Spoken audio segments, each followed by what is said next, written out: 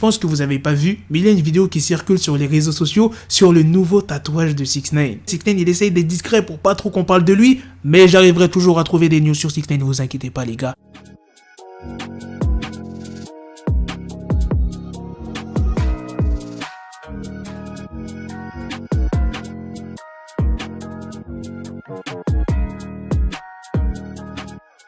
Et voici la vidéo de son nouveau tatouage. Dites-moi qu'est-ce que vous en pensez. Wesh, des fleurs? Son tatouage, c'est un dessin animé ou un coloriage? Franchement, je sais pas, mais dites-moi dans les commentaires. Bref, après, c'est son choix. Si 6ix9ine, il aime bien les coloriages, moi, j'ai rien contre. S'il aime, c'est le principal. J'ai une deuxième bonne news. C'est tellement rare en ce moment, les bonnes news. Pop Smoke est de nouveau premier au Billboard avec son album posthume. Et ça fait putain de plaisir parce que son album, putain, jusqu'à maintenant, je l'écoute encore. Hein. Shoot for the stars, aim for the moon. Bon, tu connais maintenant, les gens, ils aiment bien qu'on parle statistiques. Shoot for the stars, aim for the moon s'est vendu à 67 000 exemplaires la première semaine. Il est entré en première place du classement dans le Billboard. L'album posthume, écoutez bien ce que je vais vous dire. Hein.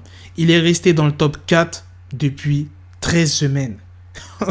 13 semaines les gars, il est resté dans le top 4 l'album. L'album qu'il a devancé dernièrement, c'est l'album de 21 Savage et Metro Boomin avec Savage Mode 2. Mais là, Savage Mode 2, il est descendu à la deuxième place et l'album de Pop Smoke est remonté à la première place. Et je crois, si je dis pas de bêtises, le troisième dans le classement, c'est le projet de Juice WRLD, Legends Never Die. Franchement, l'album posthume de Pop Smoke, il a été devancé par un très bon album, tu vois. J'ai une troisième news, bon là, c'est une news complètement what the fuck. Vous savez ce qui s'est passé le 12 octobre? Le groupe de rock de Flaming Lips devait se produire en concert à Oklahoma City. Et vu qu'il y a la crise sanitaire et que les États-Unis font partie des pays les plus durement frappés par la pandémie au monde, le groupe de rock a décidé d'agir de façon à ce que personne ne prenne aucun risque. Et c'est là que tu vas comprendre que c'est une news complètement what the fuck. Les artistes étaient ainsi séparés par des bulles de plastique, tout comme les différentes personnes présente dans le public. Il y a eu une interview pour The Brooklyn Vegan.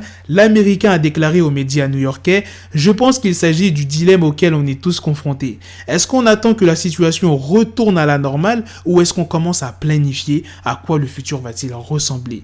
Quel est le futur de la musique live? Est-ce que vous vous voyez dans des bulles en concert, par exemple à un concert de Kobalade, Nino, Travis Scott? Est-ce ça le futur si le corona continue? Débattez dans les commentaires. Voilà les gars, c'est la fin de cette news.